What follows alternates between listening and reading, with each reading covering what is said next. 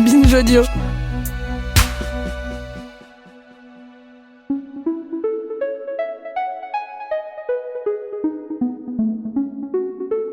Salut les mauvaises personnes.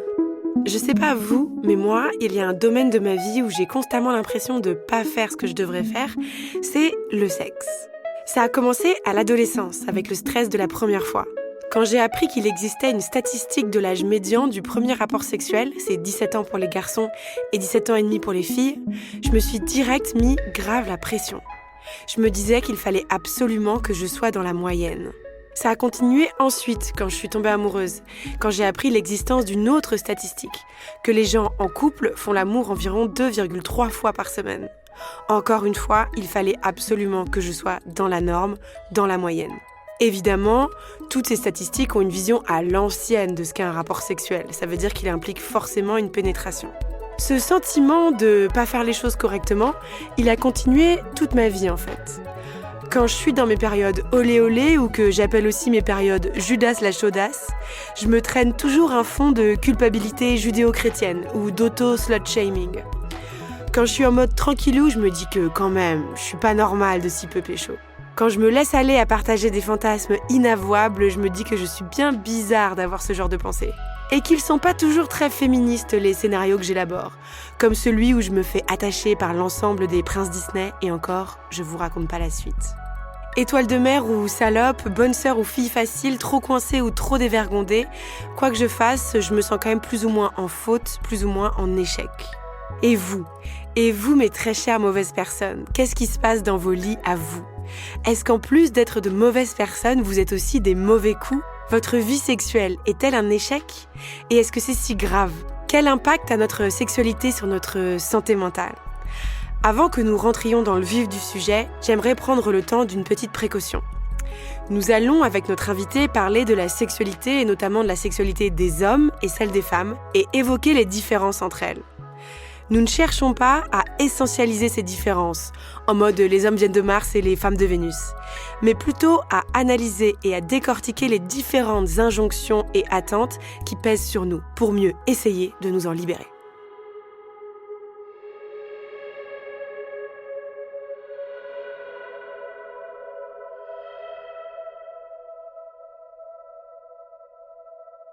Bonjour à tous et bienvenue dans ce nouvel épisode de Self-Care ta mère, le podcast Mal-être de Binge Audio.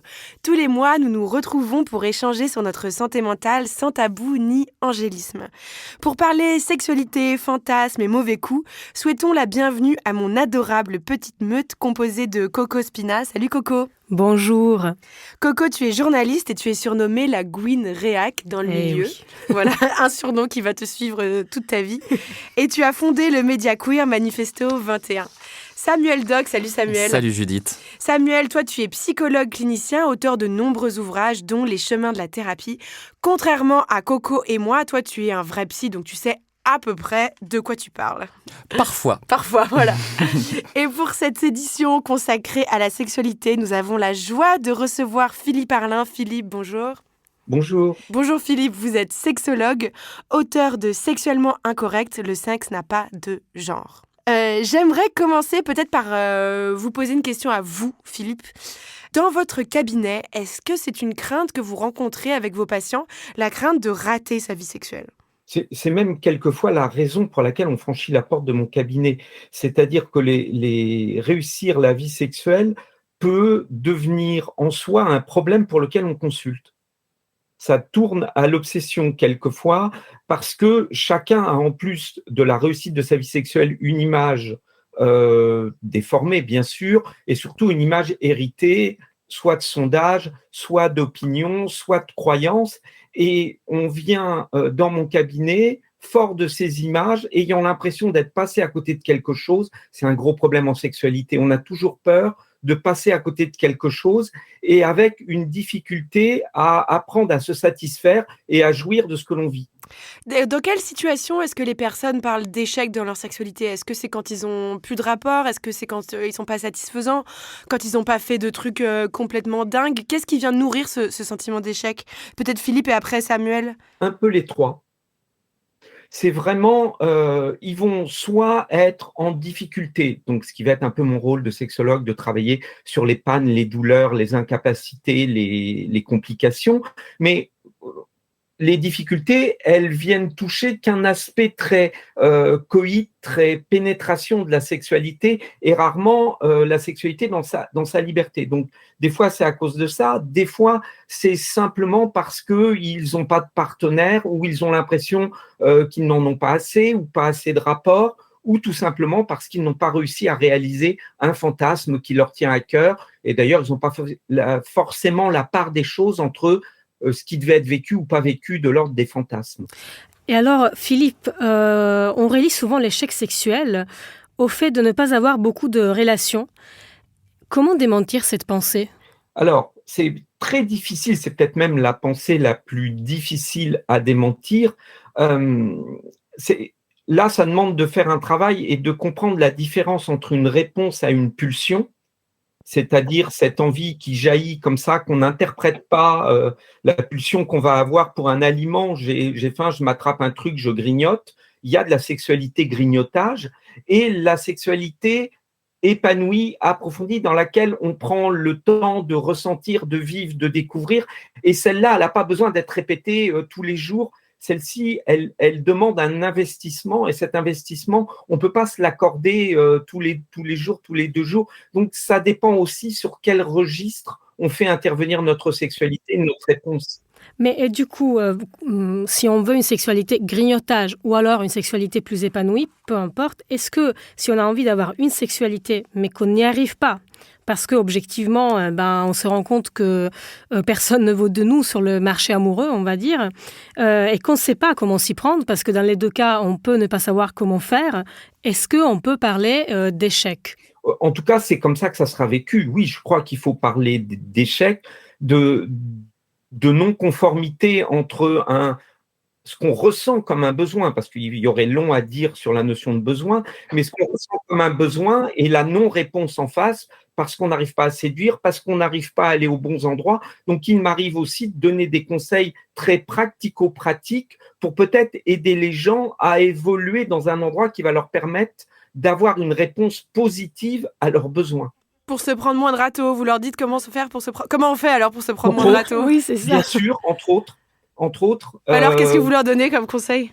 Ah bah ça dépend ce qu'ils Oui. me demandent, mais en fonction pour reprendre l'idée de cette sexualité un peu pulsionnelle, il y a aussi des gens qui veulent une sexualité pulsionnelle, mais qui dans la même phrase vont vous expliquer qu'ils ont besoin d'avoir des sentiments pour coucher avec quelqu'un. Donc c'est simplement de dire qu'on peut pas et grignoter et faire un repas de famille le même jour. C'est pas la même chose, c'est pas la même organisation. Si on a réellement besoin d'investir son affectif, eh bien, il faut y réfléchir et peut-être questionner c'est quoi cette pulsion et est-ce que je ne peux pas y répondre de manière satisfaisante seul? Parce que la masturbation est une part de sexualité. Là où je m'interroge un peu, Philippe, par contre, sur votre propos, c'est quand vous parlez des fantasmes qui doivent être faits ou pas faits, des pulsions qui doivent être réalisées ou pas réalisées. Je me demande qu'est-ce qui vous fait dire en fait ce qui doit être réalisé, ce qui ne doit pas être réalisé? Comment est-ce que vous fixez le curseur de ce qui doit être et de ce qui ne doit pas être? J'ai du mal à comprendre. Alors, déjà, je ne le fixe pas moi, mais j'essaye de déterminer la part de ce que les gens appellent fantasme et qui n'est que de l'imaginaire sexuel, de l'imagination, du désir, de la projection, et qui du coup fait partie des choses tout à fait viables, du fantasme qui est la chose qu'on s'interdit, c'est-à-dire ces fantasmes qu'on garde au fond de soi, qui sont des interdits, des tabous, qui sont vraiment la pulsion psychique qui se libère pour éviter d'être vécu justement dans le quotidien. Donc pour moi, les patients mettent le même nom. Ils mettent le même nom sur j'ai le fantasme de faire une fellation à 3 personnes de suite, ce qui en soi n'est qu'un imaginaire de pratique et il n'y a pas de raison de ne pas trouver le moyen de le vivre, à j'ai un fantasme de mort, de faire l'amour avec un cadavre. On peut se retrouver sur des choses extrêmement interdites, qui sont même interdites par notre propre psyché, mais qui pour autant existent, avec lesquels on doit cohabiter, ce qui est le propre même du fantasme, cette espèce de dimension psychique. Samuel. Je vais m'éloigner de cette thématique-là pour juste rappeler en tout cas que la variété sexuelle humaine existe et qu'elle est importante et qu'elle est souvent le signe d'une vie psychique fertile et féconde. Et ça, je pense que c'est important et qu'elle est aussi traversée par le politique. Nos imaginaires érotiques sont traversés par nos représentations culturelles, par un ensemble de lois aussi. Et tout ça, ça compte. Et je pense qu'on ne mesure pas à quel point la scène politique s'invite dans la scène sexuelle. Il ne faut pas oublier, on parle de ce fantasme. Vous dites, voilà, on peut avoir ce fantasme, par exemple, de sucer 3 personnes. OK. Certaines personnes vont le considérer au moins autant aussi interdit parce qu'il y a certaines morales civilisationnelles, alors souvent d'origine religieuse d'ailleurs, qui vont venir sanctionner en fait ce fantasme-là, sanctionner aussi l'identité sexuelle. Je veux dire, moi-même par exemple, je l'ai vécu au début quand j'ai découvert que j'étais homosexuel. Je vivais cela avec une immense culpabilité. Mes fantasmes concernaient le fait d'avoir des rapports sexuels avec des hommes, je le vivais extrêmement mal, comme une sorte de malédiction qui m'était tombée dessus. Tout à coup, ça y est, j'étais passé de l'autre côté, j'étais un anormal et il a fallu beaucoup de temps pour que je puisse cheminer vers ma propre identité, pour que je puisse me rendre compte que si je pensais que c'était mal, c'est parce que toute une tradition absolument horrible et politique, pendant des années, en avait fait une maladie mentale, une perversion. Je me sentais pervers parce qu'un monde entier avait consacré mon identité comme une perversion. Je rappelle d'ailleurs que l'extrême droite considère encore, met sur le même plan l'inceste et l'homosexualité parfois, donc... Non, vous avez bien raison de rappeler tout ça. Alors, pour revenir à une notion qu'on évoquait tout à l'heure, c'était celle de la notion de besoin sexuel ou de soi-disant besoin sexuel.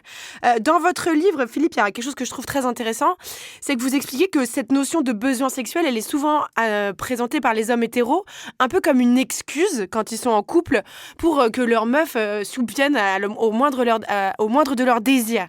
Et vous expliquez que nous, en réalité, on n'a pas vraiment de besoin sexuel. On a besoin de manger, mais on n'a pas vraiment besoin de faire l'amour pour vivre. Le mot besoin, c'est vraiment ce mot effectivement qui va être utilisé par l'homme avec un petit regard de pitié en disant mais tu comprends pas, moi j'ai besoin, donc si tu réponds pas, y a de sous-entendu toutes les menaces, je vais peut-être être obligé d'aller voir ailleurs, je vais me masturber, ce qui pour certaines femmes est extrêmement bloquant aussi. Donc il y a tout un héritage de ça. Dans la réalité des faits, on peut vivre sans sexualité. Là aussi, c'est une construction et on a une construction au niveau de notre société. Quand on voit les personnes qui se disent ou se définissent comme asexuelles aujourd'hui, il n'y a pas énormément de place pour ces personnes dans la sexualité. On a l'impression qu'il est quand même impératif et normal d'avoir une sexualité et on construit encore aujourd'hui au XXIe siècle quelque chose qui résume bien la problématique. On parle de consentement, mais on n'en parle que pour les femmes. C'est-à-dire que les femmes sont vraiment celles qui répondent, qui doivent dire oui à ce que l'homme a initié dans la sexualité. Là, on est vraiment je me permets de réagir parce que j'imagine, je le fais avant que Judith et Coco réagissent. Je pense qu'on parle surtout du consentement par les femmes parce que la plupart du temps, ce sont quand même elles qui sont violées. Hein. Je le remets juste les choses à leur place. Il faut l'entendre dans ce que ça ne dit pas, c'est-à-dire que ça n'interroge jamais l'envie des femmes. Non, là où je suis d'accord avec vous, c'est que quand on nous présente comme détentrices uniquement du consentement, ça veut dire qu'on n'est pas non plus celles qui sont à l'origine de l'initiatrice. Mais c'est déjà évidemment, alors remettons les choses à leur place, évidemment c'est déjà il faut parler du consentement, bien sûr, mais il faudrait aller encore plus loin en fait. Il faudrait pas qu'on soit amené à consentir à un rapport, il faudrait qu'on soit amené à en avoir tellement envie que c'est nous qui plaquons le mec contre le mur, quoi. C'est ça qu'on veut. Et justement, je me permets de poser la question, est-ce que est-il pertinent de continuer à biologiser les désirs avec cette idée que les mecs doivent se vider les couilles ? C'est bien la problématique, elle est là, c'est que si on en vient à interroger le consentement parce qu'il y a des abus, il y a des viols et que donc il y a des hommes qui estiment que parce qu'ils ont besoin, ils se servent, ça prouve bien qu'on est dans une sexualité où on estime normal, ou en tout cas on cautionne, on commence juste à interroger le fait de ne pas cautionner, le fait que les hommes aient des désirs et trouvent un moyen d'y vivre. Et donc il est très important d'arrêter de sexuer le désir. La femme a envie, l'homme a envie, on est deux. Il est très important d'arrêter, exactement comme vous le dites, de parler de l'homme et de valider par là même cet impératif qu'aurait l'homme à se vider les couilles et qui pourrait justifier des comportements qui n'interrogent même plus le consentement de l'autre. Philippe, vous avez consacré un de vos livres à la perte de désir dans le couple chez les femmes hétéros. Et je prends l'histoire de Serge et de Rachel qui nous illustre que Rachel a une perte de désir et qu'elle dit clairement qu'elle est épuisée de gérer les gosses toute seule. Les inégalités dans le partage des charges domestiques sont-elles à l'origine de l'abdication sexuelle de certaines femmes ?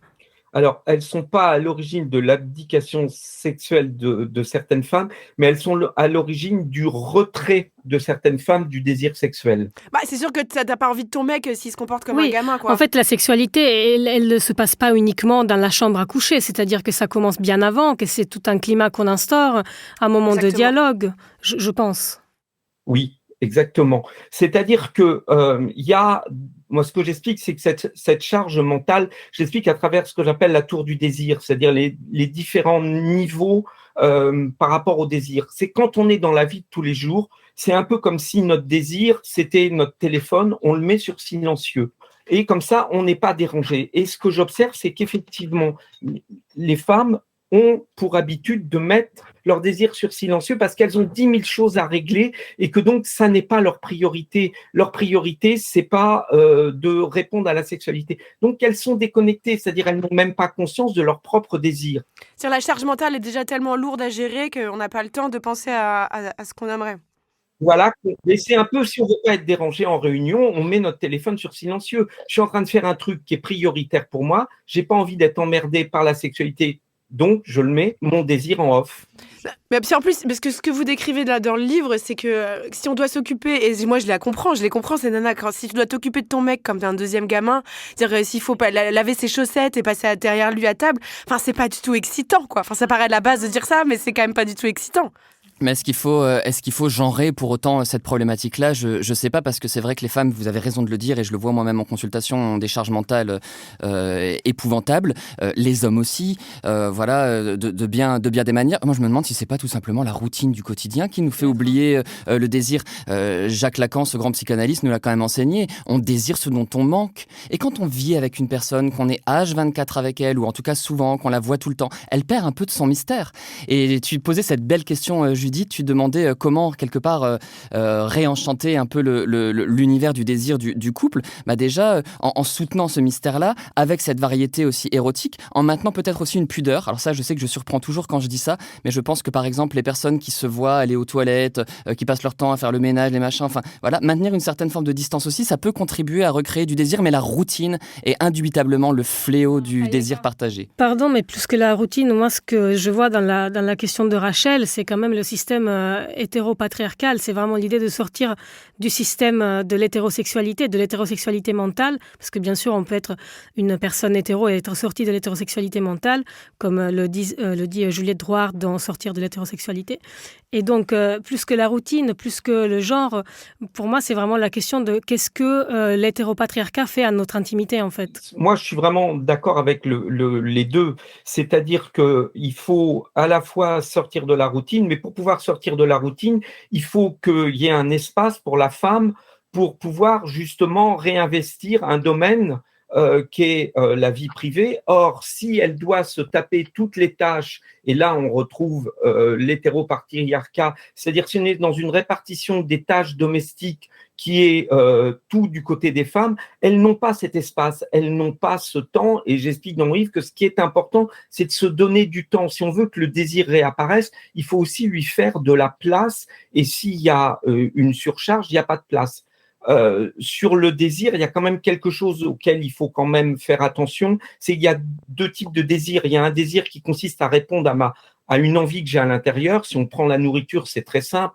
J'ai faim, il y a quelque chose qui arrive comme une pulsion de l'estomac qui est interprétée par mon cerveau et autour duquel je vais établir un désir et je vais me retrouver à aller manger japonais avec des amis. C'est une réponse à une simple pulsion, j'ai faim. Et puis, il y a le désir qui vient de l'extérieur. Je sors du restaurant, je passe devant une pâtisserie, il y a un magnifique gâteau dans la pâtisserie et là, je vais générer le désir d'avoir du plaisir en mangeant ce gâteau. Là, je réponds pas à un désir intérieur de manger, je réponds à un désir extérieur. Et le problème dans le couple, c'est qu'on demande souvent à son partenaire ou à sa partenaire d'être comme le gâteau dans la vitrine. Il y a un moment, on ne peut pas être toujours le gâteau dans la vitrine. Quand on se mange au quotidien, le gâteau dans la vitrine, il finit par être beaucoup moins appétissant et c'est difficile de le rendre toujours appétant, d'où l'importance de respecter effectivement la pudeur, de respecter une scénarisation, l'imagination. Oui. Samuel, un sujet dont on a souvent parlé ensemble, qui te tient, je crois, un petit peu à cœur, c'est celui du fétichisme. Est-ce que ça peut être un espace où se libérer justement de ces carcans de genre, de ces carcans de couple, de ces carcans d'éducation, de l'ensemble de ces carcans? Oui, merci beaucoup Judith de poser la question. C'est vrai que j'ai soutenu ma thèse universitaire sur le thème du fétichisme et ça me permet aussi de rebondir sur ce que disait Coco précédemment sur la question du patriarcat, parce que moi je suis un grand lecteur de cet anthropologue Gail Rubin qui est extraordinaire et qui explique comment le patriarcat détermine le bon et le mauvais jouir, comment les femmes et les hommes peuvent se retrouver piégés par une sexualité hétéronormative, sans accessoires, uniquement à visée génitale. Voilà. Et au milieu surgit effectivement cette question du fétichisme. Le fétichisme, tu le définirais comment ? Comme la quête d'un objet qui va soutenir ou favoriser la jouissance sexuelle, mais ça va au-delà puisque, par exemple, on peut très bien avoir besoin de cet objet à des fins identitaires pour se soutenir au quotidien. Si on pense je sais pas, par exemple, un fétichiste du latex, il aura plaisir, besoin d'emporter, même en dehors de l'acte sexuel. Et c'est vrai que c'est ce que je pense, et je reprends l'expression de Gail Rubin, le fétichisme, c'est ce qu'elle appelait une sexualité dissidente, c'est-à-dire une manière de repenser le politique, de redistribuer les cartes et de rejouer au lit, d'inverser les mécaniques d'oppression et surtout de se reconstituer, que ce soit à travers les traumas singuliers qui ont pu émailler l'existence, mais aussi certaines blessures politiques. Je pense à une des personnes que j'ai interviewées pour ma thèse, que j'appellerai Giulio, qui a grandi dans l'Italie conservatrice et qui explique, alors lui son fétichisme c'était le fétichisme des super-héros. Pour jouir il avait besoin d'être habillé en Spider-Man et il explique très bien, il explique oui c'est vrai que c'est un peu le réflexe et c'est parfois dommage. Pas de kink shaming, pas de fétichisme. Vas-y, continue. Mais bref, du coup il explique que il y a cette idée de sauver l'autre comme lui n'a pas pu être véritablement sauvé lorsqu'il souffrait tellement d'avoir grandi dans un milieu oppressif. Donc là on a vraiment, je trouve, une belle métaphore de cette reprise du scénario érotique qui va venir renverser quelque part la scène oppressive. Il y a aussi une autre question que je me pose, moi, qui est liée à mon histoire, ce que je vous ai raconté en introduction. C'est que je pense qu'on devrait interdire, par exemple, ces statistiques sur l'âge du premier rapport sexuel supposé des adolescents. Moi, je trouve que ça met une pression aux jeunes personnes, aux jeunes adolescents. Ensuite, ça inscrit comme norme ce que doit être un rapport sexuel, ça veut dire une pénétration. Et je pense que c'est aussi une façon d'avoir quand même un contrôle en tant qu'adulte sur la sexualité des jeunes personnes, en sachant un peu ce qu'ils font dans les chambres à coucher, en gardant un regard, en fait. Qu'est-ce que vous en pensez, Philippe ? Moi, je pense que c'est catastrophique parce que les gens viennent pollués par ces chiffres, pollués par ces idées reçues de ce qui serait normal de faire ou anormal.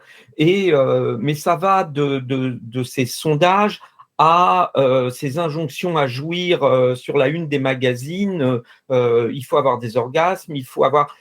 On ajoute sur la sexualité en permanence des injonctions qui sont évidemment les injonctions de la société. C'est éminemment, extrêmement politique. Mais moins on y a accès et plus on peut peut-être trouver un champ plus libre d'élaboration. En tout cas, ce qui pèse sur la sexualité des ados en termes de chiffres et de sondages, c'est pour moi, extrêmement toxique. On est d'accord. Coco ? Oui, dans votre livre « Libérer votre désir », vous écrivez « La liberté est frais, on s'inquiète de la part de soi qui pourrait s'y révéler ». Qu'entends-tu par cette phrase, Philippe ? Et c'est aussi peut-être pour rejoindre le fétichisme dont on parlait tout à l'heure. C'est exactement pour rejoindre le fétichisme dont on parlait tout à l'heure. C'est-à-dire qu'il y a dans notre richesse, dans notre psyché est complètement sexuée, comme ça nous l'a dit, et il y a des libertés, des envies qui nous font peur et il y a des portes qu'on n'ose pas ouvrir parce qu'on pourrait y découvrir quelque chose. Et le fétichisme en fait partie, il est porteur de ces Pour moi, c'est l'objet tiers qui va révéler énormément de nous-mêmes, qui va nous apporter un plus plaisir, mais aussi un plus dimensionnel. Alors, il y a l'objet tiers qu'on va vivre uniquement dans sa sexualité, mais il y a celui, effectivement, comme il le disait, qu'on va garder avec nous, qu'on va avoir besoin de mêler à notre quotidien. Et cette peur de la liberté, c'est l'inconnu. Qu'est-ce que je pourrais découvrir? Qu'est-ce que je vais savoir de moi ou trouver en moi si j'ouvre cette porte? Elle fait peur. Et comme les fantasmes peuvent faire peur. Dans votre livre, il y a une histoire qui m'a touchée, c'est celle de Lucie. Lucie qui est tellement dégoûtée par son corps qu'elle renonce presque à une vie sexuelle. Et moi, cette histoire m'a touchée parce que je pense qu'elle a fait écho à des périodes de ma vie, et je pense à celle de beaucoup de femmes, où les moments où on se trouve chum, ou les moments où on se trouve moche, où on a tellement intégré de grossophobie, donc quand on a pris 3 kilos, on n'a plus envie de faire l'amour. Et ça, je trouve que c'est quelque chose de... Quand on est une femme, je sais pas, c'est sans doute aussi le cas pour les hommes, vous allez nous dire, mais d'assez tragique de se dire que même quand on est dans un rapport sexuel, on pense d'abord à être soi-disant agréable à regarder avant de penser à son propre plaisir. Et moi, j'aimerais, et j'en suis pas encore là, mais j'aimerais arriver justement à me libérer de cette peur-là, de cette injonction-là. Est-ce que c'est possible? Est-ce que vous avez vu des femmes s'en libérer? Philippe, et puis après Samuel. Alors, moi, oui, j'ai eu la chance de voir des femmes s'en libérer. Pour autant, ça reste un faible pourcentage parce qu'il y a tellement d'injonctions qui pèsent sur les femmes, sur l'apparence, mais aussi sur, j'ai envie de dire, un des obstacles que les femmes vont devoir dépasser, c'est celui de se voir excitées. C'est-à-dire que beaucoup de femmes, quand elles se sentent dans la pulsion sexuelle, dans l'animalité qui peut venir dans le rapport sexuel, se font peur, se dégoûtent. Ça les renvoie à une image que la société a bannie. C'est l'image de la prostituée. C'est en tout cas une image qui ne colle pas avec ce qu'elles veulent être. Donc il y a l'image du physique telle qu'on l'a définie dans les magazines à un mode tel qu'il faut être, avec la grossophobie, comme vous l'avez dit. Et il y a aussi l'image de moi excité. Il y a beaucoup d'obstacles à vaincre pour être libre, en mettant plein de guillemets autour, dans sa sexualité. Samuel? Ce qui est très difficile, c'est de s'engager dans un rapport sexuel, c'est-à-dire de rencontrer l'étrangeté du corps de l'autre quand on a déjà tant de mal à faire face à la propre étrangeté de son propre corps. Il faut avoir une colonne vertébrale solide pour pouvoir s'engager dans un rapport sexuel. Mais pour ça, il faut déjà se sentir bien avec soi. C'est extrêmement difficile de s'engager, et je trouve que tu en parles très bien, Judith, de s'engager dans un rapport sexuel quand on se trouve pas beau, qu'on n'est pas en phase avec son corps pulsionnel. C'est une violence. J'irais même jusque-là. Quand on en vient à se forcer, à se contraindre à avoir un rapport sexuel, parce qu'il faut avoir un rapport sexuel, parce qu'il faut jouir, parce qu'il faut se montrer excité, comme vous le dites très bien, Philippe. Moi, je trouve ça extrêmement dur. Et pour autant, j'ai bon espoir, parce que moi, je le vois en consultation. Moi, j'essaie de dédramatiser la sexualité, de dédramatiser le rapport au corps, et de libérer quelque chose de ce que vous avez nommé, qui est le biopolitique. La manière dont tout un organisme social force les gens et leur font intégrer des conduites oppressives, aliénées, mais qui ne sont pas elles. Coco? Moi, je rebondis sur ce que dit Samuel. J'ai rencontré plusieurs femmes qui se disaient hétérosexuelles, qui en fait ont du mal à coucher avec d'autres femmes parce qu'elles sont in primis dégoûtées par leur propre sexe. Et donc, comment elles pourraient finalement toucher un sexe similaire au leur. Mais j'ai une autre question pour vous, Samuel et Philippe. Comment concrètement fait-on quand notre couple est un peu en crise pour montrer à l'autre qu'on ne veut pas juste la baiser, mais qu'on l'aime profondément? Par exemple, si cette personne peut avoir des complexes, comment dédramatiser en fait? Lui parler, je crois qu'on oublie, et ça, Judith, je pense que tu seras d'accord avec moi parce que ça fait écho à ton introduction. Le sexe, vous savez, c'est pas une histoire de corps. Enfin, bien sûr, c'est une histoire de corps, mais c'est d'abord une histoire de psyché et de langage. Le sexe, ça se parle. On peut rencontrer cette étrangeté dont je parlais précédemment en parlant de sexualité, et c'est le premier pas vers cette dédramatisation. C'est oser parler de sexe, de ses fantasmes, de ses complexes, de ses doutes à la personne avec qui on a choisi de faire sa vie.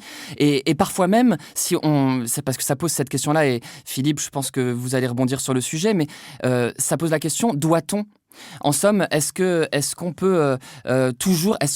doit toujours aimer et désirer la même personne au même moment toute une vie? Est-ce que ça, c'est pas non plus une injonction? Je me pose la question. Est-ce qu'il est possible de désirer la même personne toute une vie, quelles que soient les crises? Je suis pas sûr. Je suis pas sûr que ce soit tenable psychiquement, même si notre société aime bien le modèle, encore une fois, hétéronormé, fidèle à tout prix, même si ce mot veut finalement pas toujours dire grand-chose. Voilà. Philippe, je sais pas ce que vous en pensez. Alors, il y a deux questions.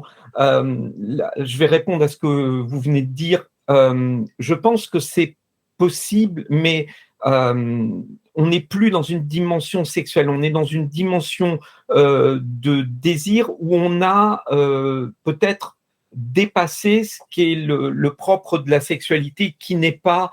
la fidélité, pour moi, n'est pas le propre du sexe. Je pense qu'on est des êtres profondément à multipartenaires, avec un désir extrêmement riche, avec un besoin d'expérimenter, et il est évident que ce besoin n'est pas forcément comblé, voire rarement comblé, si on se contente d'une seule personne. C'est par exemple le cas de ces couples qui se sont formés très jeunes, ils se sont connus au lycée, ils n'ont connu que l'un et l'autre. 20 ans après, souvent je les vois dans mon cabinet ou dans le cabinet d'un thérapeute, parce que là, ça commence à bousculer, il y a envie d'expérimenter, de découvrir d'autres sensations.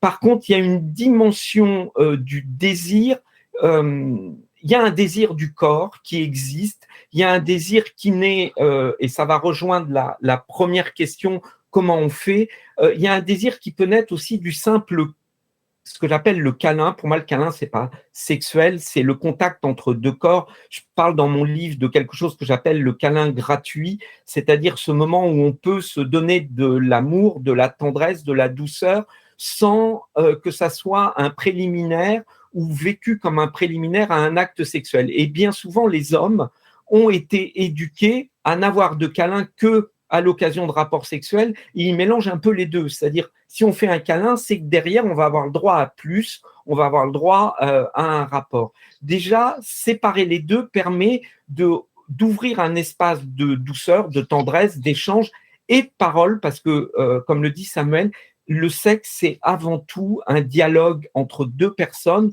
et plus ce dialogue s'ouvre, et justement, je trouve que le câlin, c'est une occasion d'être peau à peau et de se parler de l'intime. Là, on arrive à créer quelque chose, et cet espace qu'on peut créer, cet intime-là, lui, peut être prometteur d'une fidélité, en tout cas d'une construction unique sur le long terme. Moi, j'aime beaucoup ce concept de câlin gratuit. C'est marrant parce que j'ai lu votre livre pile au moment où moi, j'en étais arrivée à l'exacte même conclusion dans ma vie privée à moi, à demander des gestes gratuits, justement, qui n'impliquaient pas forcément de suite. Parce que ce qui est terrible dans les scripts sexués hétéronormés, c'est que le sentiment qu'on a, en tout cas le sentiment que j'ai et que je pense d'autres femmes ont, qu'à chaque fois qu'à chaque geste donne un consentement implicite à un autre geste, puis un autre geste, puis un autre geste. Ça veut dire qu'un mec te fait un massage, puis 10 minutes après, tu te fais engueuler parce que tu l'as pas sucé. Alors, je caricature, je grossis le trait, évidemment, ça se passe pas toujours comme ça, mais il y a toujours quand même, c'est vrai, c'est toujours présent, que chaque geste en implique un autre, en implique un autre, en implique un autre. Et je crois qu'il y a beaucoup, ça paraît très simple, votre théorie votre conseil du câlin gratuit, mais moi, je la trouve très, très belle. Et je pense qu'on a vraiment besoin de se toucher ailleurs de dégénitaliser nos intimités. Oui. Voilà, en tout cas, c'était mon édition. Voilà. Non, mais moi, je pense que c'est une urgence même. On a vraiment besoin qu'on nous caresse dans le cou, qu'on nous caresse derrière les genoux, qu'on nous touche les pieds. Enfin, il y a rien de plus violent, je trouve. Moi, c'est quelque chose qui me brutalise quand je suis en rapport intime avec un mec et qui me touche juste les lèvres, les seins et la chatte. Je suis désolée, il faut appeler une chatte. Je trouve ça extrêmement rabaissant pour moi, mon corps, qui je suis, quoi. J'ai envie de dire, mais je suis une personne entière. Je suis pas une poupée gonflable avec 3 trous, quoi. Moi, j'adore ce que Judith vient de dire, parce que je trouve que c'est vraiment une révolution romantique pour moi, cette idée de ce que j'appelle en fait le soin, et la valorisation d'autres langages verbaux et corporels. Et je pense que, dans l'intro de l'émission, en rigolant, on dit Gwyn Reac. Qu'est-ce que ça veut dire? En fait, plusieurs fois, dans ma vie, j'ai pris la position justement de la tendresse et d'une sexualité un peu différente de la brutalité qui existe aussi dans le monde queer et qui est qui est un peu survalorisée, je trouve. Moi, j'ai pas eu de vie sexuelle pendant 2 ans, par exemple. Plus de 2 ans. Et cela a été souvent considéré comme un échec. Donc, on me regardait avec pitié ou alors on me regardait comme une espèce de nonne excitante. Et la vérité, c'est que même si c'était super dur à des moments, je ne voulais pas me forcer à désirer. Et ça m'a permis de savoir ce que je voulais en général et que du coup, de développer toute une réflexion autour justement du câlin gratuit. Et donc, je me demandais, est-ce que on peut aussi, des fois, arrêter de désirer à tout prix, comme le dit l'auteur Tal Madesta dans son essai. Désirer, mais je pense que c'est ce que tu disais, Samuel. Parfois, il faut aussi accepter que c'est pas notre moment, tout simplement. Oui, et je voudrais quand même rebondir. Je vais revenir après, Coco, sur ce que tu disais, mais je voudrais revenir aussi sur cette idée du câlin. Philippe, je vous rejoins absolument, totalement sur ce sujet, puisqu'il ne faut pas oublier que le câlin, c'est ce qui origine notre vie physique et psychique. Je veux dire, dans les premiers instants de la vie, sans câlin, on meurt. Il y a cette expérience de Bowlby qui montre des singes. Dans un cas, il y a un singe sur une armature métallique et il a à manger, le petit singe, autant qu'il veut. Dans l'autre, il est sur une peluche toute douce, contenante, enveloppante, et il n'a pas de nourriture, mais il a cette douceur. On se rend compte que le singe qui a à manger, moi j'aime détester ces expériences parce que vous savez que j'adore les animaux, mais tant pis, le singe qui reçoit la tendresse, la douceur, vit plus longtemps, survit plus que le singe qui a à manger. On a un besoin vital de tendresse et de câlin. Et sur la question, Coco, des milieux queer et non pas cuir, mais ça se rejoint parfois. C'est un petit lapsus que je m'autorise. C'est vraiment une idée reçue, je pense, et je sais que tu en as parlé récemment dans un de tes textes que j'ai pu lire. Il y a une grande stigmatisation qui se fait quand même sur les communautés queer et les communautés BDSM. Moi, j'ai pu aller dans des soirées fétiches, dans des soirées BDSM, et j'étais surpris. Il y a ce qu'on appelle les pups, donc ces garçons souvent qui s'habillent en chiens. Ils passent leur temps à se faire des poutous, des câlins, des bisous. Enfin, c'est trop pour moi même. C'est trop pour moi. Moi, je peux pas. Au bout d'un moment, c'est l'overdose de câlins. C'est beaucoup trop. Mais le câlin, ça sauve la vie, ça sauve le couple. Et là, je ne serai pas sur mon terrain. Les neuroscientifiques l'ont très bien montré. Quand on fait des câlins, nos cerveaux sécrètent des hormones qu'on ne sécrète à aucun autre moment. Donc Judith, je te rejoins, le câlin, ça nous sauve la vie. Eh ben, je profite de vous dire qu'on va faire une mini pause. Donc si vous êtes avec quelqu'un, là c'est le moment de lui faire un gros câlin. On se retrouve tout de suite.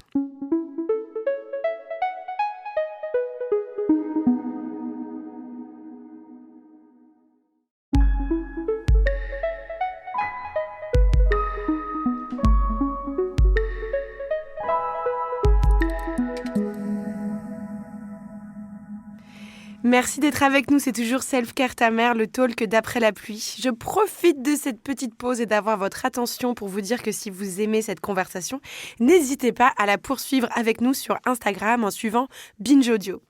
Nous sommes toujours en compagnie de Philippe Arlin et de Coco et de Samuel en train de nous demander si nos vies sexuelles sont des échecs. Il y a un énorme sujet que j'aimerais qu'on aborde ensemble, c'est celui de la dichotomie maman-putain. Il y a à cause du patriarcat et de la société sexiste dans laquelle on vit, pour les hommes hétéros, il y aurait 2 types de femmes. Celles avec qui tu t'éclates, tu fais des trucs de fou qui sont les putains, et celles que tu aimes et que tu respectes qui sont les mamans.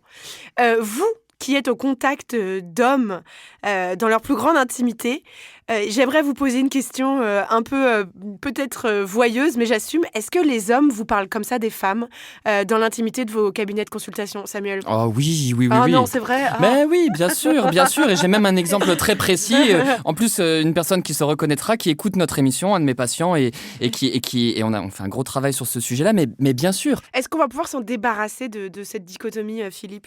Alors, ça va dépendre des cas, mais moi, en tout cas, je confirme ce que dit Samuel, j'ai des dizaines d'exemples, et j'en cite un dans mon livre, d'hommes.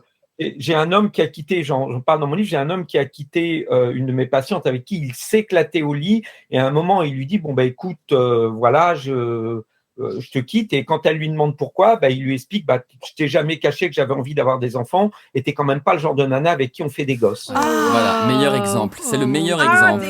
Des claques, comment vous faites pour pas leur mettre des claques ? Derrière, il lui répète, parce que c'est quand même un mec gentil, mais par contre, si t'as envie qu'on reste amant, il n'y a pas de problème. Oh là là. Ah oui, non, c'est encore pire. Et oui, donc oui, allez-y, continuez. Ouais. Et vous arrivez à travailler avec lui, à déconstruire ça quand même ? cette patiente qui est devenue un peu ma patiente fétiche, parce que je crois qu'elle est dans 2 de mes livres, on a fait tout un travail derrière parce que elle n'était vue que comme la putain. C'est-à-dire que personne, entre guillemets, ne la prenait au sérieux parce que c'est une femme qui désire. Elle était quand même du genre, dès le premier rapport sexuel, à sortir du placard des jouets et pas des jouets pour elle. Si vous voyez ce que je veux dire. Ah, Donc, oui. forcément, elle a vu la panoplie des hommes en couple. Elle a eu des hommes qui devenaient éjaculateurs précoces, qui bandaient pas, elle a tenu et elle venait de voir parce qu'elle était désespérée et que le seul avec qui ça avait bien fonctionné, c'est celui qui à la fin lui dit je te quitte parce que j'ai envie d'avoir des enfants. Non mais ça, enfin, cette histoire, en fait, elle est vraiment extrêmement représentatrice de l'étau dans lequel on est pris les femmes hétéros. Soit si tu t'éclates au lit, tu vas te faire larguer parce que tu leur fais peur. Soit tu fais l'étoile de mer et puis, en fait, quoi qu'on fasse, c'est ce que je disais en intro, quoi qu'on fasse, en fait, on fait mal, quoi. Exactement, et il faut tout être. Faudrait que vous soyez tout. Faudrait qu'on La soit mère, pur et la en même putain, temps, la ouais. maîtresse, la sœur, la fidèle, l'infidèle, le support du fantasme. Enfin, faut être tout. C'est pas possible. On n'attend pas autant de choses d'un homme. Ça, j'en suis convaincu. Les hommes avec qui vous travaillez, je reviens là-dessus, Philippe, ils arrivent à évoluer quand même sur cette Oui, question maman putain. vachement. Ah, Vachement. allez-y. Et là, je crois qu'il faut quand même rapporter ça ici, c'est que on est surtout dans un problème de communication. Et si on explique les choses, si on prend le temps, si on y met de l'humour aussi, parce que pour moi, c'est très important de désacraliser, de mettre de la légèreté, tellement ça leur pèse déjà dessus. Il n'est pas question de culpabiliser, il est question d'éclairer, de leur faire comprendre comment ils ont pu en arriver là, parce que d'eux-mêmes, dès qu'on éclaire la chose de l'intérieur, ils n'en ont pas spécialement envie. C'est pas volontaire, c'est pas sadique, c'est pas. Et d'eux-mêmes, ils sont les premiers à s'emparer. Alors, je dis pas que ça se fait en 2 jours. Hein. C'est une thérapie, c'est un travail. Mais j'ai vu beaucoup d'hommes s'engager sur ce type de chemin et en vraiment y arriver et se transformer. Ce n'est en aucun cas une condamnation ni une fatalité. C'est déjà ça. C'est déjà ça. Après, il y a ouais. des surprises Samuel. parfois troublantes. Si on pense au donjuanisme, vous savez, je vais garder cette expression un peu désuète, mais qui parlera à nos auditoristes. Ce sont, vous savez, ces hommes qui ont vraiment besoin, pour le coup, de multiplier les partenaires sexuels, qui couchent avec des femmes. Mais très, très vite, moi, en analyse, en tout cas, je m'en rends compte. Souvent, ce sont des hommes qui cherchent, en réalité, la femme pourvue d'un phallus et qui n'assument pas forcément leur homosexualité. Ça, je l'ai vu très souvent, Philippe. Je ne sais pas si c'est votre cas, mais je m'en suis rendu compte souvent. La question de l'identité sexuelle et du refoulement, waouh. Ils cherchent l'objet. C'est exactement ça, Samuel. Ils cherchent l'objet. Et souvent, l'objet, c'est le phallus manquant, effectivement. Moi, je le constate aussi. Ah oui, donc c'est des personnes qui n'assument pas en fait de chercher un homme, mais qui pensent que c'est juste que cette femme-là ne leur correspond pas, qui en cherchent une autre, mais qu'en réalité, ils se... En tout cas, il y a une insatisfaction dans leur sexualité parce qu'il y a une boulimie. La boulimie, c'est pas le plaisir de ce qu'on mange, hein. On cherche. Exactement. Sans pouvoir combler le manque. Et puis si on va aussi sur ce terrain-là, ça pose aussi la question de tous ces hommes qui n'osent pas explorer leur zone anale. Hein, de manière générale. Ils n'osent pas explorer leur zone anale. Et moi, je dirais aussi, 3e élément, et on n'y répondra pas aujourd'hui, c'est aussi des hommes qui ne savent pas chercher de l'affectif. Et qui ne savent... En gros, ce dont ils ont besoin, c'est d'un immense câlin. Mais comme ils ne vont chercher que du cul, ils n'ont jamais le câlin qui va avec, ils ne s'y abandonnent pas, et donc ils n'ont jamais la réponse pour assouvir et apaiser leur corps. Très juste. Et c'est pour ça que ce sont aussi souvent des hommes qui ont des relations amicales très longues, très loyales, très fidèles et presque amoureuses en réalité. Eh ben, on en apprend sur les donjons. Alors, et je dis juste, je pense qu'on l'aura compris à vous écouter, mais on fait la différence. On n'est pas en train de slut-shamer ni les hommes, ni les femmes, ni n'importe qui. C'était juste pour dire ceux qui sont dans une boulimie sexuelle qui ne les satisfait pas. On n'est pas en train de dire que si vous couchez avec tout le monde... Enfin bref, voilà, vous avez compris. Coco, tu voulais nous parler d'un concept que je trouvais très intéressant, qui était celui de la dépossession sexuelle. La dépossession sexuelle est une chose que je pense peut-être d'autres personnes queer ont vécu et qui commence pour ma part avec le coming out, c'est-à-dire le fait de dire, de devoir rendre des comptes au clan, à la famille, à la société, de ce qui nous plaît dans notre intimité et voire dans notre chambre à coucher. Et donc, par le coming out, ma sexualité a été impudiquement soumise au jugement et j'ai finalement commencé à penser qu'elle ne m'appartenait pas vraiment. Et j'ai donc investi mes partenaires du rôle de détentrice de ma sexualité. Et en leur déléguant cela, quand elles partaient, quand on se larguait, je me retrouvais dépourvue d'une sexualité. J'étais persuadée que je ne pouvais pas avoir une sexualité toute seule. Ensuite, j'ai appris qu'on peut avoir une sexualité toute seule et aussi qu'on peut prendre l'initiative de chercher sans complexe des partenaires de cul. Mais voilà, ma question, peut-être avec Samuel pour commencer, si le désir féminin est soumis à celui des hommes, dans une société hétéropatriarcale bien sûr, les désirs des personnes queer sont-ils dépendants des désirs hétéronormés ?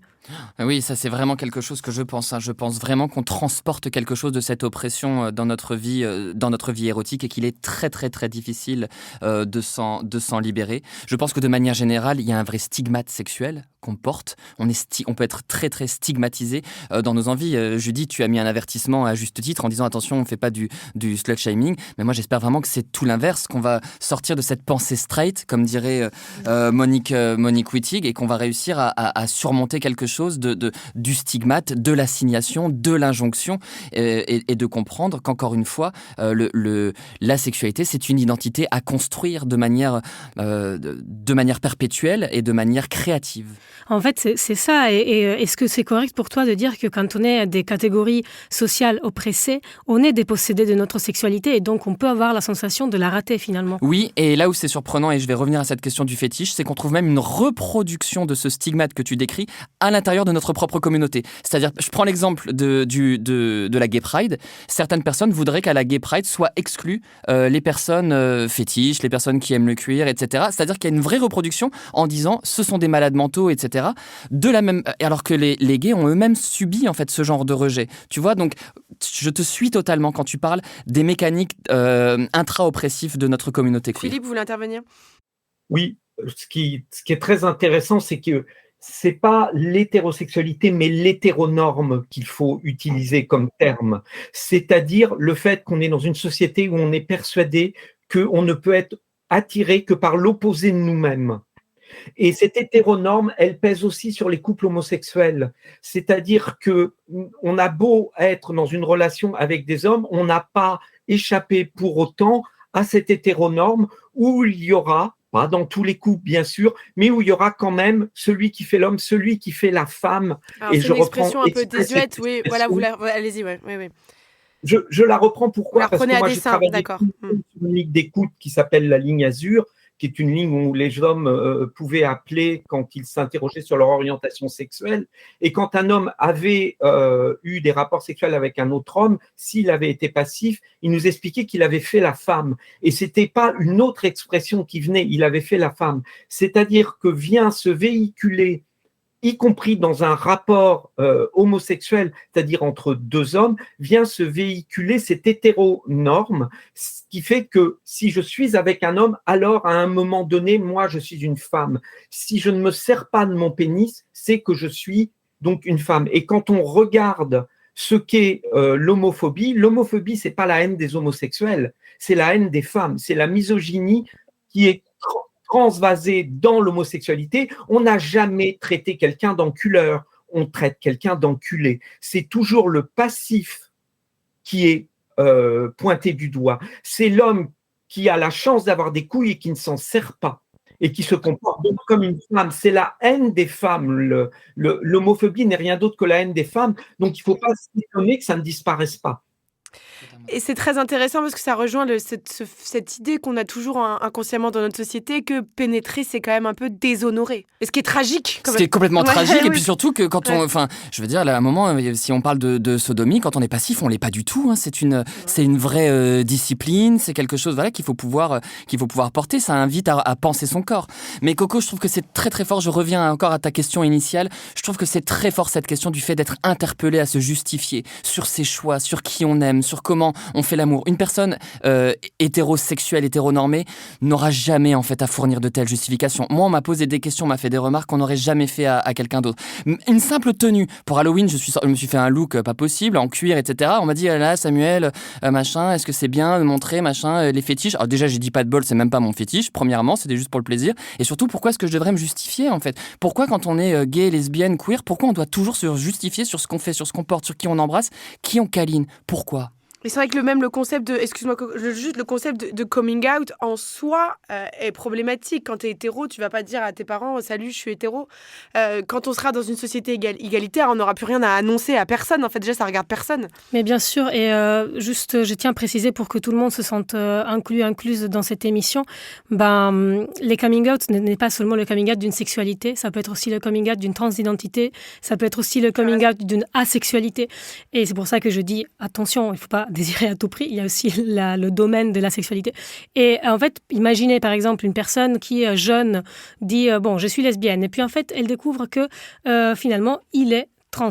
Donc, il y a un autre coming out, il y a plusieurs coming out, plusieurs justifications. C'est absolument tragique, et donc je rejoins totalement Judith sur l'intrusivité et la violence du coming out, quoi. Oui, puis tu attends le verdict comme si on te disait si tu étais valable ou pas. Enfin, c'est quelque chose. L'autorisation. L'autorisation. C'est exactement Encore ça, pire. l'autorisation. Oui, Philippe? L'homosexualité, en tout cas, on doit être validé par les détenteurs de l'hétéronorme. C'est ça. C'est eux qui doivent valider. En gros, ils continuent à être les détenteurs de la sexualité et ils nous signent un passe-droit pour vivre nos pulsions, qui sont d'ailleurs, et je dis exprès des pulsions, parce que pour eux, c'est quand même de l'ordre de l'instinct. C'est pas noble comme l'hétéronorme. C'est un petit peu animal. Donc, on a un blanc-seing, ou on ne l'a pas d'ailleurs, pour vivre nos pulsions, nos fétichismes, nos déviances. Donc, quelque part, on est effectivement totalement dépossédé de notre sexualité à partir du moment où elle n'entre plus dans le champ prédéfini par l'hétéronorme. Exactement. Ce que le philosophe Michel Foucault nommait une biopolitique, une politique qui instrumentalise les corps. Et alors, j'aimerais qu'on aborde un autre sujet qui est celui de l'orgasm gap ou du fossé orgasmique, enfin, je ne sais pas comment le traduire exactement, qui est un sujet qui me met très en colère. C'est-à-dire que nous, les meufs hétéras, on est celles qui ont le moins d'orgasmes dans leur rapport sexuel de tout l'éventail de sexualité. Les dernières statistiques que j'ai lues, c'est les lesbiennes sont 86% à avoir eu un orgasme à leur dernier rapport sexuel. Les mecs hétéros, 95, tranquille. Et les hétéras, 65. Enfin, c'est quand même... C'est quand même... Et je trouve... Alors, je sais pas ce que vous en pensez, Philippe, mais moi, quand j'ai commencé à m'intéresser à la sexualité, au féminisme, etc., j'ai été révoltée de me rendre compte que le script sexuel qu'on m'avait enseigné, c'était celui d'être une servante, en fait. Ça veut dire que tout s'arrête quand le mec a joui. C'est là que tout s'arrête. Et se pose même pas la question... Ah, alors attendez, parce que après évidemment, parfois ça se passe pas comme ça. Heureusement, il y a quand même des amants, etc. Avec qui on explore, on fait les choses autrement. Mais ce qu'on nous enseigne quand même, c'est grave quoi. Enfin moi, ça me met très en colère, très très en colère ce scénario. Mais moi, ça me met d'autant plus en colère que quand on entend le chiffre de 95% d'hommes qui ont des orgasmes, mais c'est pas selon moi. C'est un mensonge. Les hommes confondent éjaculation et orgasme. J'allais la dire. Ah, intéressant. Mais les hommes n'ont pas d'orgasme. Majoritairement, les hommes n'ont jamais eu d'orgasme. L'orgasme, c'est un truc très précis qui va solliciter entièrement le corps. Et donc, dans tous ces hommes à 95%, j'aimerais bien savoir ceux qui ont dépassé la génitalité de leur orgasme. Excusez-moi, ça m'énerve, mais c'est totalement dans notre sujet. Ils imposent jusqu'aux critères de la jouissance. L'homme peut avoir des orgasmes, et bien sûr, et moi je m'emploie à leur apprendre à en avoir. Mais déjà, il va falloir se déphallocentrer la sexualité, parce que s'ils veulent avoir un orgasme, il va falloir qu'ils apprennent à se servir de leur pénis. L'orgasme, c'est une mise en résonance du corps. Et cette mise en résonance du corps, elle ne peut être faite que si on sollicite plusieurs zones. C'est-à-dire que si les hommes ne sont pas un minimum conscients de leur téton, s'ils ne sont pas un minimum conscients de leur anus, s'ils ne sont pas un minimum conscients de leur prostate, de différentes zones érogènes de leur corps, ils n'auront en tout et pour tout que le plaisir poussif des contractions de la prostate lors de l'éjaculation. Et excusez-moi, je maintiens, c'est poussif. Par rapport à ce un orgasme qui envahit intégralement le corps par stimulation de la prostate, par stimulation des différentes zones érogènes, qui s'accompagnera d'ailleurs ou pas d'une éjaculation. Oui, c'est ce que disait Martin Page dans son livre Au-delà de la pénétration, que si on s'intéressait seulement au plaisir, les hommes seraient bien davantage pénétrés et les femmes beaucoup moins.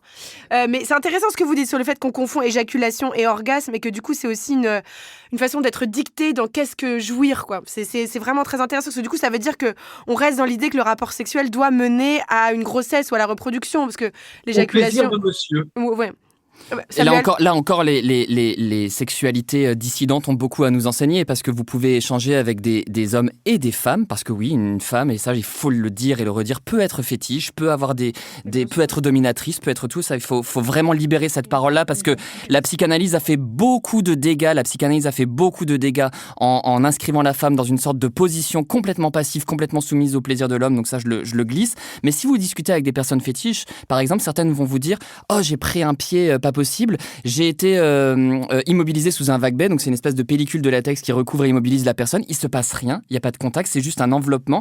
Et pourtant, la personne va vous dire j'ai pris mon pied, j'ai aimé ça, j'étais contenu, j'ai vécu un moment hyper intense. Il y a même cette dégénitalisation du plaisir dont tu parlais, Judith, quand par exemple il y a certains hommes qui disent qu'ils prennent leur pied en portant une cage de chasteté. C'est complètement paradoxal de dire que quelque chose qui est fait pour interdire le rapport sexuel va leur apporter du plaisir. En somme, les voies du plaisir ne sont pas forcément celles, effectivement, de l'éjaculation. Ce sont celles de s'épanouir dans un imaginaire érotique qui nous convient.